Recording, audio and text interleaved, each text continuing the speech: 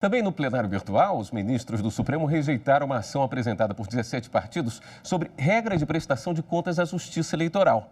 Quem detalha isso para a gente é a nossa consultora jurídica, Karina Zucolotto.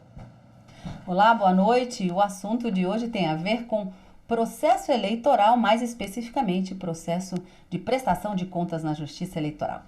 Na última sexta-feira, os ministros concluíram o julgamento de uma ação direta de inconstitucionalidade proposta por 17 partidos políticos que questionavam pelo menos dispositivos de duas resoluções do TSE, uma de 2004 e uma de 2019.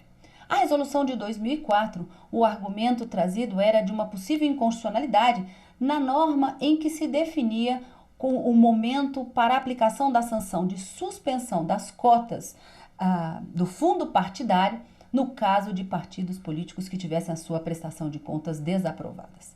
Em relação a esse dispositivo da resolução de 2004, por maioria de votos, ficou vencido apenas o relator, ministro Gilmar Mendes, os ministros entenderam que o tema não poderia ser analisado pela Suprema Corte em razão dessa resolução ter sido revogada em 2014 e que, portanto, norma revogada não poderia ser passível de controle de constitucionalidade.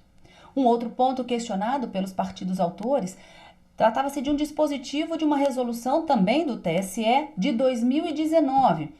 E a discussão aqui era justamente o momento para a apresentação de documentos ou esclarecimentos solicitados pelo juiz do processo da prestação de contas ou do relator, justamente argumentando que o tribunal não poderia, por meio de resolução, tratar desses prazos, que haveria uma usurpação da competência do Congresso Nacional para legislar sobre o assunto, uma violação do princípio da legalidade, diversos direitos fundamentais estariam sendo violados. Mas esses argumentos não convenceram os ministros, que por unanimidade entenderam que esses prazos devem sim ser seguidos justamente para dar a utilidade devida ao processo de prestação de contas.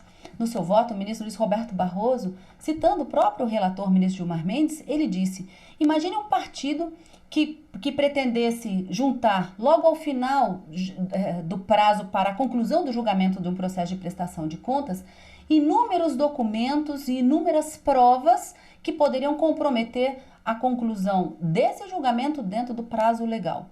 Acabaria tornando esvaziado o comando constitucional dessa prestação de contas e entenderam, portanto, que esses prazos estabelecidos na resolução não violam a Constituição, hipótese alguma, e devem ser mantidos e, portanto, são constitucionais.